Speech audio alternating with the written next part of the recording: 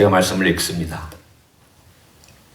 그때에 여호수아가 아이를 빼앗아 진멸하되 여리고와 그 왕에게 행한 것 같이 아이와 그 왕에게 행한 것과 또 기브온 주민이 이스라엘과 화친하여 그 중에 있다 함을 예루살렘 왕 아도니세덱이 듣고 크게 두려워하였으니 이는 기브온은 왕도와 같은 큰 성임이요 아이보다 크고 그 사람들은 다 강함이라.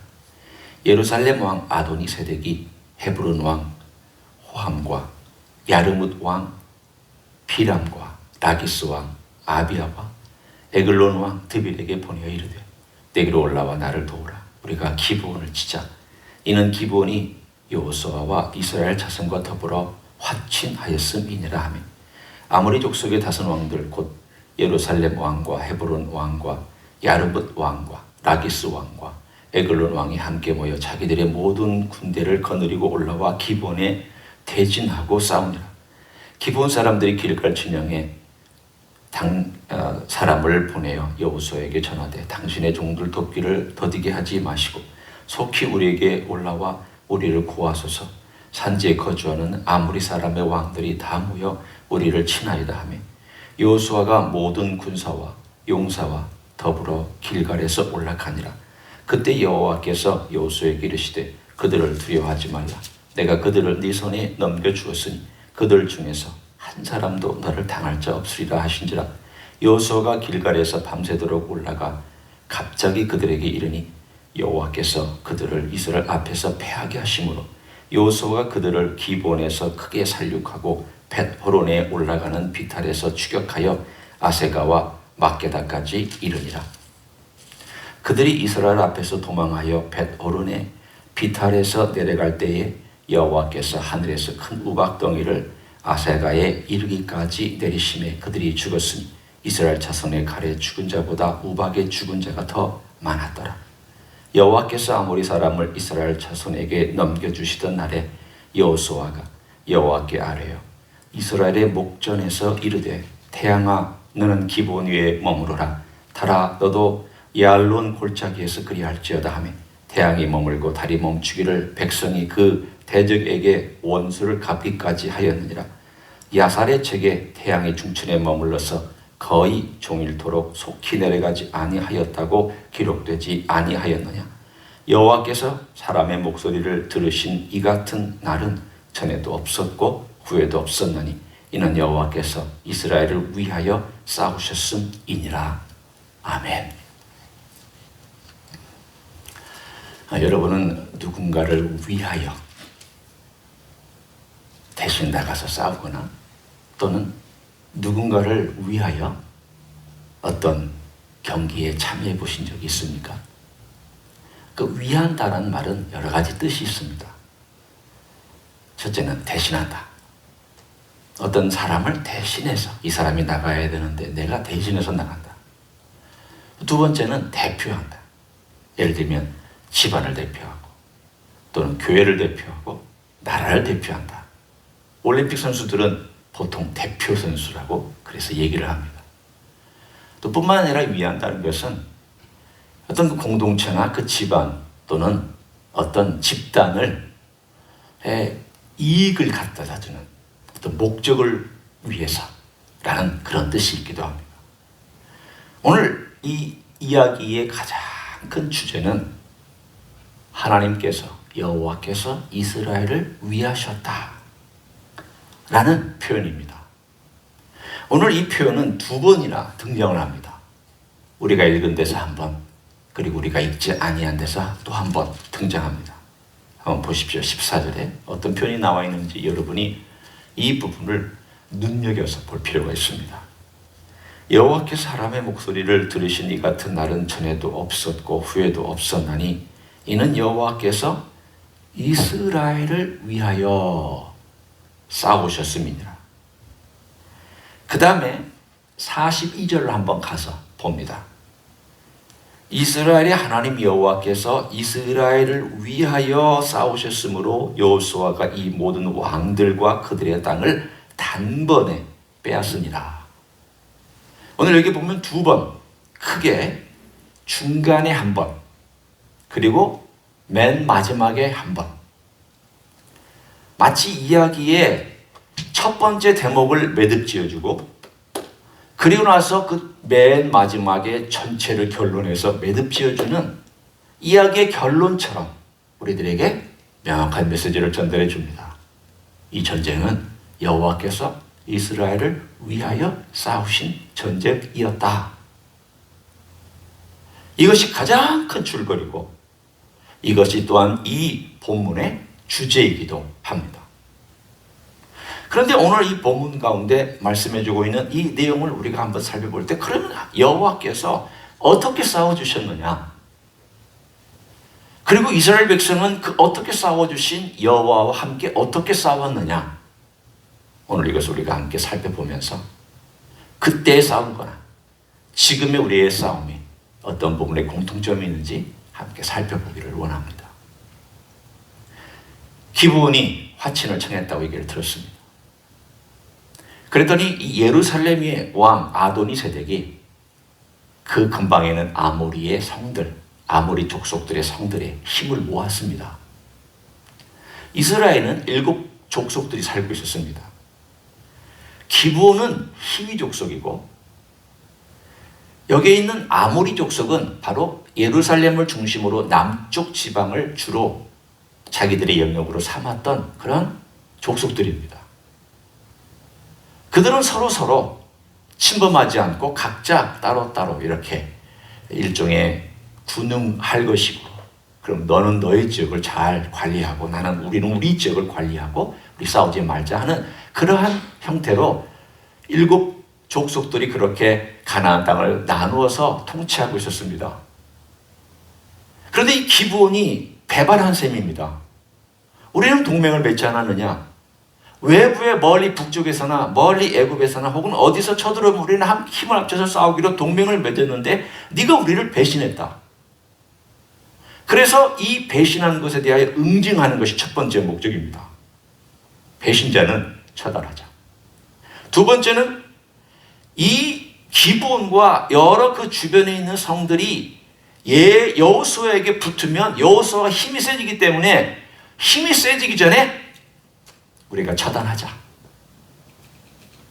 우리가 만약에 여호수아하고 싸울 때 뒤에서 우리를 공격할 수 있는 배후 세력이 될 수 있지 않느냐. 그러니 처단하자. 두 번째 목적입니다. 세 번째 목적은 이 전쟁을 통하여서 여호수아의 길을 꺾기 위한 일종의 전쟁이기도 합니다. 5 왕이 모였으니 나름 군대도 얼마나 많았겠고 여호수아가 싸우기 위하여 그들 나름대로 얼마나 준비를 철저하게 했겠습니까?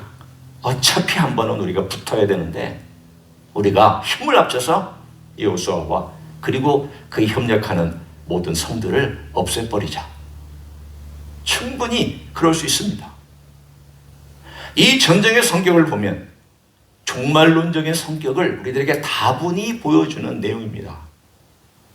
하나님께 대항하여 두려움 때문에 하나님께 대항하는 세력. 가인과 가인의 문명은 두려움 속에서 인간의 지혜와 인간의 지식을 가지고 만들어냈던 문명입니다. 그래서 그들은 철, 동, 성, 우리가 사는 이 도시 뿐만 아니라 음악의 기구들, 우리가 지금 사용하고 있는 가장 기본적인 이 문명의 기초들을 만들어낸 사람들이 아이러니하게도 가인의 후예들입니다. 그 동기가 뭐였습니까? 동기는 두려움 때문이었습니다. 하나님으로부터 버림받은 두려움. 하나님으로부터 버림받았기 때문에 우리가 똘똘 뭉쳐야 되고 우리끼리 해나가야 된다라고 하는 그 엄청난 두려움이 그들로 하여금 하나님을 대항하게 하고 인간을 즐길 수 있고 우리의 쾌락을 만족시킬 수 있는 뭐든지 그들은 창조해냈고 뭐든지 만들어냈던 것이 가인의 문명입니다. 그 결국 노아의 홍수 심판으로 끝났습니다. 그래 나서 셈과 함과 야벳 3 아들이 등장을 합니다. 그런데 이 가인의 문명이 홍수와 함께 끝날 줄로 알았는데 그 가인의 문명을 이어받은 가나안 문명이 바로 여기 있습니다. 함의 아들 가나안이 이 가나안 땅에 정착을 했습니다. 그 가나안 땅에 정착해서 가장 인류 가운데 일종의 타락할 수 있는 모든 타락은 다 시도해봤던 문명이 가나안 문명이었습니다. 그래도 아브라함 때는 그것이 관영하지 않아서 하나님이 놔두셨지만 이스라엘 민족이 애굽 땅에서 400년을 보내는 동안 그 죄가 찼기 때문에 하나님께서는 애굽 땅에서 자기 백성을 끌어내셔서 직접 심판하신 것을 통해서 하실 수도 있었지만 이스라엘을 통하여서 이 가나안 문명을 심판하시기로 작정하고 오늘 우리가 보고 있는 이 전쟁이 바로 그 전쟁입니다. 이 전쟁은 앞으로 지금도 진행되고 있고 앞으로 우리가 요한계시록 18장에 보면 바벨론이라고 하는 것이 맨 마지막에 멸망받게 될 텐데 그 맨 마지막에 그들이 힘을 합하여서 예수 그리스도의 재림을 대항하는 장면이 19장에 등장합니다. 동기가 무엇입니까? 두려움입니다. 인간의 문명의 가장 큰 동기는 두려움입니다. 미래에 대한 두려움, 먹거리에 대한 두려움, 안전에 대한 두려움, 흩어질 것에 대한 두려움. 오늘 본문에 나와 있는 10장에도 그 이야기를 정확하게 우리들에게 전해주고 있습니다. 10장 2절에 보면 크게 두려워하였으니 라는 이 표현이 나와 있는데 이것이 바로 인간의 문명이 하나님을 떠난 인간의 문명이 가질 수 있는 가장 큰 특징 중에 하나의 동기를 표현해내고 있는 내용입니다. 두려움. 그래서 힘을 합칩니다. 대항합니다. 끝까지 하나님께 대항하여 싸워보고자 합니다. 그렇게 결론은 항상 실패로 끝납니다. 가인도 실패로 끝나고 가나안도 실패로 끝나고 지금 진행되고 있는 이 바벨론 문명도 앞으로 실패로 끝날 것이고 결국은 인간이 하나님을 나쁜 방향으로 두려워해서 하나님 없이 인간의 문명을 만들려고 하는 그 미래의 종말론적인 이야기를 오늘 이 본문은 넌지시 우리들에게 전달해주고 있습니다. 과거에 그랬지 않느냐? 계속 그렇게 되지 않았느냐? 앞으로도 그렇게 될 것이다. 이 전쟁에 대하여 오늘 어떻게 하나님께서 함께하고 계시는지를 봅니다. 6절에 이 전쟁에 지속되자 기브온 사람들이 여호수아에게 사람을 보냅니다. 우리를 제발 좀 도와달라고. 그래서 도와주는 그 일에 관하여서 여호수아가 하나님의 이름으로 맹세한 그 약속이기 때문에 도와주려고 갑니다. 그 순간 하나님께서 여호수아에게 확신을 주십니다. 가라. 내가 이 모든 왕들을 너에게 넘겨주었다. 이 말은 무엇을 말씀하고 있습니까? 하나님께서 이 전쟁의 주도권을 갖고 계실 뿐만이 아니라 이 전쟁은 하나님이 하시는 전쟁이기 때문에 넘겨준다는 것을 말합니다. 내 것을 누군가에게 넘겨준다는 것은 내 것이지만 네가 그것을 처리할 수 있도록 내가 해준다라는 내 의지가 담긴 표현입니다. 하나님의 의지가 담긴 표현입니다. 이 말을 듣고 여호수아가 용기를 내어서 해가 떨어지기 직전에 출발했습니다. 그 거리가 대략 18마일 됩니다. 길거리에서부터 기브온까지 25km. 여기서부터 우리가 출발하면 어디까지 가는 시간인가? 저쪽 파세데나 북쪽까지 가는 그 거리입니다. 그리고 이 파세데나 북쪽까지 가는 거리인데 여기는 평지지만 기브온까지 올라가는 길은 평지가 아니라 오르막길입니다. 거기다가 맨몸으로 가는 그런 사람들이 아니라 군장을 하고 갑니다. 창과 칼과 방패를 들고 그들은 필요한 것 가지고 18마일을 걸어서 밤새 올라갔습니다. 10시간이 걸리는 시간입니다. 자, 새벽 몇 시쯤 도착했겠습니까? 저녁 5시에 출발한 그들의 출발은 새벽 한 3시쯤 캄캄할 때에 그 기브온이라고 하는 성의 근방에 그들이 도착해서 갑자기 공격을 했습니다. 그렇지만 여러분, 그들이 갑자기 기습 공격을 했기 때문에 이길 수 있었다. 그렇게 생각하지 마십시오. 오늘 본문에 보면 본문은 그렇게 말씀하지 않습니다. 제가 읽어드립니다. 10절 정확하게 봐야 됩니다. 여호와께서 그들을 이스라엘 앞에서 패하게 하심으로. 우리가 성경을 볼 때에 단어 하나하나마다 때로는 신경을 써야 될 때가 있습니다. 그냥 단순히 여호수아가 그들을 무찔렀다 이렇게 표현하지 않고, 오늘 본문에 보면 여호와께서 주체가 되시고 그들을 그 원수들이 되고 이스라엘 앞에서, 이스라엘은 뭔가 약간 어떤 뒤에 따라가는 그러한 존재처럼 묘사되어 있으며 패하게 하셨다, 그렇게 만들어주셨다 라고 나와 있습니다. 따라서 이것을 기습 공격을 했기 때문에 이긴 것이 아니라 하나님의 말씀에 순종했기 때문에 이긴 것이고, 하나님께서 앞에서 싸워주셨기 때문에 이긴 내용입니다. 여러분 기억하시죠? 여호수아가 여리고로 처음 올라갈 때에 갑자기 여호와의 군대 장관 한 존재가 나타나서 있는 걸 보고 당신은 우리를 위하며 혹은 저들을 위하며 분명히 당신의 정체를 밝히시오 라고 얘기했을 때에 뭐라고 얘기합니까? 나는 여호와의 군대 장관이다. 지금 내가 왔다. 너희와 함께 가기 위해서 왔고 내가 앞장서기 위해서 왔다, 그 뜻입니다. 내가 돕겠다. 내 힘대로 너희들을 이끌어서 여리고로 가겠다.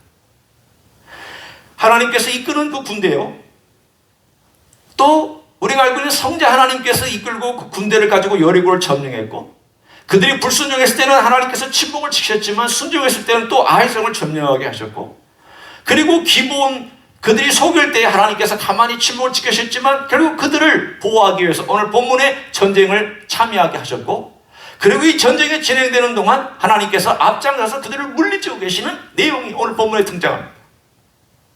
뿐만 아니라 그 다음 절에 가보면 더 흥미로운 사실이 나옵니다. 11절을 보십시오. 그들이 이스라엘 앞에서 도망했습니다. 벳호른의 비탈에서 내려갈 때까지 여호와께서 어떤 행동을 하셨는가 하면, 하늘에서 큰 우박덩이를 아세가 이르기까지 내리심에 그들이 죽었으니 이스라엘 자손의 칼에 죽은 자보다 우박에 죽은 자가 더 많았더라. 우박? 이만 우박 아닙니까? 아닙니다. 큰 우박은 주먹보다 훨씬 큰 우박으로 떨어집니다.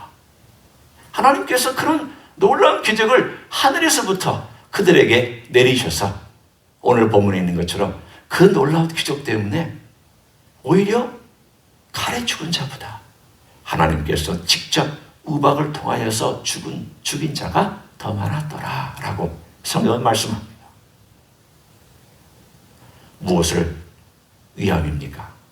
하나님께서 앞장서실 뿐만이 아니라 앞에서도 싸워주시고 위에서도 싸워주시고, 하나님은 보이지 않는 분으로서 여호와의 군대 장관으로 싸워주실 뿐만이 아니라 보이는 자연세계와 보이는 어떤 것들을 통하여서도 하나님께서 싸워주고 계시다는 것을 계속 말씀합니다.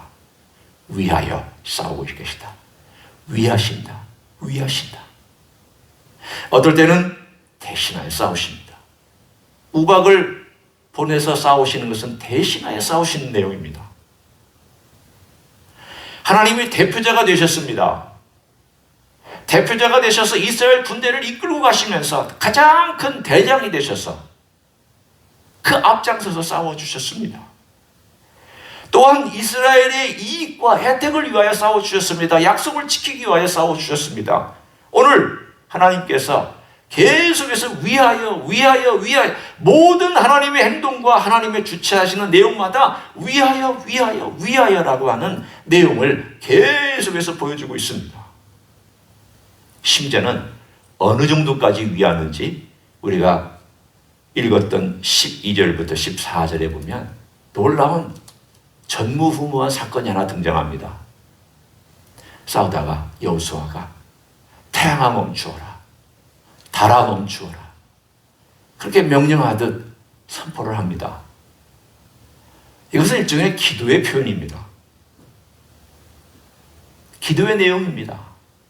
그랬더니 해가 충천에서 떠서 지지 아니하고 적들을 물리칠 때까지 제자리에 있었다. 생각해 보십시오. 과학자들이 만약에 이 글을 읽으면 이렇게 얘기할 것입니다. 이건 과장입니다. 이런 건 역사가 이래로 혹은 지구와 태양이 탄생한 이래로 있을 수도 없습니다. 맞습니다.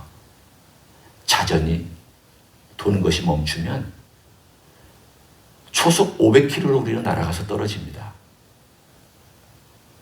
공전이 멈추면 초속 32km로 날아가서 우리는 저 우주 바깥으로 튀어나갑니다. 그리고 이 멈추면 지구는 태양에 빨려 들어갑니다. 생각해 보십시오. 과학적으로. 분명히 이건 믿지 못할 그런 사건입니다. 그러나 하나님께 이 일이 크시겠습니까? 하나님께서 태양을 붙잡고 자전을 붙잡고 공전을 붙잡고 있는 이것이 하나님께 너무 큰 일입니다. 이건 과학적으로 증명할 수 없는 길입니다. 이건 말이 안 됩니다. 라고 얘기할 수 있는 것이 되겠습니까? 저는 하나님께 아무 일도 아니라고 저는 생각합니다. 왜 일을 하셨느냐? 왜 이렇게 인간적으로 생각하고 과학적으로 생각하면 말도 안 되는 일을 하나님께서 단 한 번이지만 이스라엘 목전에서 그 전쟁을 치르는 가운데 보여주신 목적이 뭐냐? 딱 한 가지입니다. 오늘 본문에 있는 것처럼 내가 내 백성을 위한다. 이 정도까지 위한다. 내가 내 백성을 위하여 이 정도까지 은혜를 베풀고 내가 이 정도까지 자연세계에 개입했고 내가 이 정도까지 내가 만든 창조의 질서 속에 개입해서 내가 만든 질서를 내가 홀드시키면서 내가 너희를 위하여 이 정도까지 일한다라고 하는 것을 하나님께서 보여주시기 위한 사건입니다. 하나님은 이것만 우리를 위한 사건으로 얘기하시지 않습니다. 이건 전무후무한 이야기지만 다른 이야기들도 얼마든지 성경에 보면 하나님께서 자기 백성을 위한다고 하는 이야기들이 가득 담겨 있습니다. 자, 우리는 오늘 이야기를 가지고 다시 한번 돌아와서 봅니다. 하나님께서 우리를 위하실 때 하나님이 우리를 위하여 싸우시고 하나님이 우리를 위하여서 모든 걸 주도권을 갖고 행하실 때 우리가 무엇을 봐야 하고 무엇을 해야 되는지 먼저 하나님 편에서 생각해 봅니다. 우리의 싸움은 큰 싸움입니다. 영적인 싸움입니다. 한편으로 보면은 이 세상의 악 또는 내 안에 있는 악 무시무시한 싸움입니다. 그것 때문에 주님께서 주도권을 가지고 이 땅에 오셨습니다. 성육신은 하나님의 주도권입니다. 십자가에 올라가셨습니다. 우리 주님의 주도권입니다. 십자가에서 죽으셨습니다. 우리 주님의 주도권입니다. 부활하셨습니다. 주님의 주도권입니다. 이 모든 사건들은 주님께서 우리를 위하여 의도적으로 주도적으로 행하신 사건임을 계속 성경은 말씀합니다. 내가 너희를 위하여 이 땅에 왔다. 내가 너희를 위하여 이 땅에 섬겼다. 내가 너희를 위하여 십자가에 죽었다. 내가 너희를 위하여 부활했다. 죽을 필요 없는 분이 죽으셨고 부활할 필요 없는 분이 부활하셨고 왜 이 모든 것을 행하셨느냐? 너희를 위하여 내가 싸웠다. 십자가에서 싸웠다. 악과 싸워서 승리했다. 내가 싸웠다. 그럼 우리는 분명히 한 가지 사실을 알 수 있습니다. 아, 주님이 우리를 위해 싸우셨다. 사건과 두 번째, 주님은 우리를 위해 싸우시기를 원하신다 하는 것과 세 번째, 그럼 우리는 어떻게 해야 되느냐? 주님께서 우리를 위하여 싸우시도록 하라는 겁니다. 부탁하라는 겁니다. 기도하라는 겁니다. 여호수아가 기도했던 것처럼 기도하라는 겁니다. 부탁하라는 겁니다. 주님, 싸워 주십시오. 주님, 앞장서 주십시오. 주님, 역사해 주십시오. 주님, 내 기도를 들어주십시오. 주님은 싸워주기를 부탁하는 자를 위하여 기꺼이 싸워주실 줄로 믿습니다. 두 번째는, 그럼 우리도 싸워야죠. 주님이 앞장서셨으면 우리는 앞장서신 주님의 뒤를 따라서 싸움을 배우고 전쟁하는 법을 배우도록 주님께서 말씀하십니다. 우리가 이 세상에 있는 죄와 악이 얼마나 거센지를 아는 방법은 싸워보는 사람이 합니다. 태풍이 얼마나 센지 알려면 어떻게 해야 됩니까? 사실은 몸으로 체험해 보려면 바람이 얼마나 센지 밖에 나가봐서 거슬러 오는 바람을 맞아봐야 이 바람이 얼마나 센지를 직접 체험합니다. 물살이 얼마나 센지는 내가 들어가 본 다음에 죽을 고비를 넘겨보고 나면, 와, 바다에 있는 이 물살이나 강의 물살이 보통이 아니구나. 이건 생명을 앗아갈 만큼 큰 물살이구나. 겉으로 볼 때는 모릅니다. 겉으로 볼 때는 잔잔히 흐르는 강물 같은데 그 속에 들어가 보면 이게 보통 내기가 아니라는 것을 그때 생각하게 됐습니다. 아까도 싸움도 마찬가지입니다. 악하고 싸워본 사람만 악이 얼마나 큰지를 압니다. 죄하고 싸워본 사람만 죄가 얼마나 큰지를 압니다. 자기 안에 있는 문제와 싸워본 사람만 내가 얼마나 심각한 문제인지를 압니다. 안 싸워본 사람은 내가 문제인 줄 잘 모릅니다. 다 회피하고 살아왔기 때문에. 그런데 싸워보고 나서, 나는 못 싸워. 나는 힘이 없어. 나는 이 악과의 전쟁에서 이길 수가 없는 존재야. 하나님이 도와주셔야 돼. 정말 주님께서 내 주인공이 되어주시고 나를 대신하여, 나를 대표하여, 나의 이익을 위하여, 내가 승리하는 그곳에 도착하기 위하여 나를 위하여 싸워주셔야 돼 라고 느끼는 것은 싸워본 사람, 싸워보고 실패해본 사람, 내 안에 있는 악이든 밖에 있는 악이든 뭐든지 싸워본 사람만이 그 싸움을 어떻게 해야 승리할 수 있는지를 알 줄로 믿습니다. 주님의 은혜만이 그것을 싸우도록 도와주실 수 있습니다. 저의 삶을 쭉 이 말씀에 비추어서 한번 봤습니다. 나는 내 자신과 싸웠나? 많은 시간 동안 저는 참 많이 변명했습니다. 참 많이 외부적인 것들로 책임을 전가했습니다. 여러분도 아시다시피 저도 살아온 삶이 비교적 모범생 같은 삶을 살아왔기 때문에 크게 틀에서 벗어나지 아니하는 그런 일종의 정규적인 삶을 살아온 사람입니다. 몰랐습니다. 어느 때가 되기까지 저는 악이 그렇게 집요하고 강한지 몰랐던 사람입니다.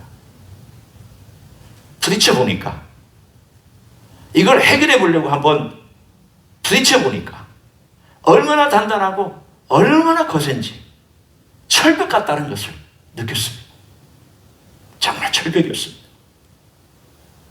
시도해보면 안 되고 노력해도 안 되고, 그래서 결국은 주님의 은혜 앞에 계속 부탁합니다. 주님, 이거 참 어떡합니까? 주님, 어떨 때는 제 문제가 뭔지도 잘 모르고, 주님, 해결하려고 하면 해결하는 그 순간 저는 모든 자원이 바닥나서 어떻게 할 줄을 모르고 어떡합니까? 그러면서 그 고민 가운데 부딪혀보고 실패하고 또 조금씩 해보고 하는 그 과정이 조금씩 쌓이면서 싸워오던, 주님의 은혜를 구하면서 싸워오던 그 과정이 있다 보니까, 뒤를 돌아보니까 이제 알겠습니다. 주님은 그때 나로 하여금 싸우게 하셨구나. 나로 하여금 부딪히도록 만들어주셨구나. 그리고 그 싸움 속에서 내가 깨달았구나. 주님의 은혜가 절대적으로 필요하다는 것과 주님의 능력이 절대적으로 필요한 것을 내 삶 속에서 주님은 이렇게 알게 해주셨구나.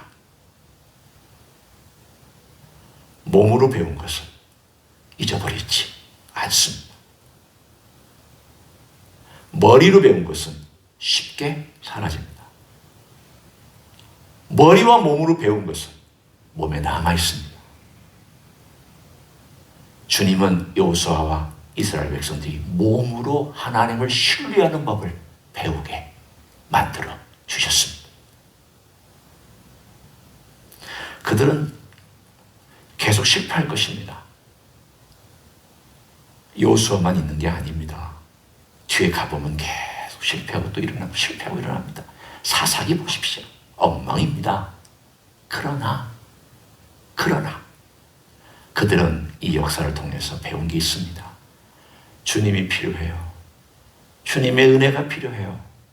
주님의 도움이 필요해요. 주님의 능력이 필요해요. 주님이 싸워주세요. 주님이 앞장서 주세요. 주께서 역사해 주세요. 주께서 행하시면 돼요. 이걸 깨닫게 만들어 주셨습니다.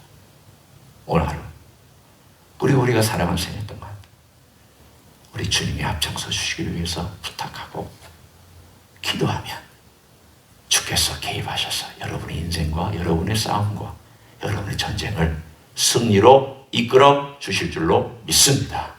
그런 생에 살아가시기를 예수님의 이름으로 간절히 축원합니다. 기도하겠습니다.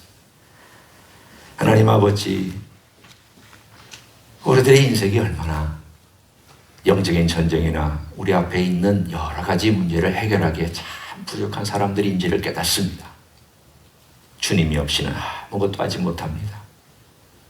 주님 없이는 인간적인 것만 똘똘 뭉쳐서 주님을 대항하고 반역할 뿐입니다. 그러나 주님께서 앞장서 주시면 주님께서 역사하시는 현장을 볼 것이며 우리 또한 싸워가면서 주님을 배우고 주님의 은혜를 체험할 수 있는 줄로 믿습니다. 주여, 사랑하는 종들이 우리 주님의 은혜 가운데서 주님과 함께 걸어가며 주님과 함께 싸워가며 믿음의 용사가 될 수 있도록 축복하여 주시옵소서. 이제는 우리 구주 예수 그리스도의 은혜와 하나님 아버지의 극진하신 사랑과 성령 하나님 교통하심의 역사가 오늘도 우리 주님이 앞장서 주시고 우리는 주님의 뒤를 따라 주님 대장 되신 그 싸움에 같이 싸워가며 승리의 그 도달점에 도달할 때까지 우리 주님의 뒤를 따라가기를 소원하는 이 자리에 참여한 종들 위에와 저희 임지 히스교회 위에와 이민교회들과 한국교회들과 선교사님들 위에 이제부터 영원히 함께 하실지어다. 아멘.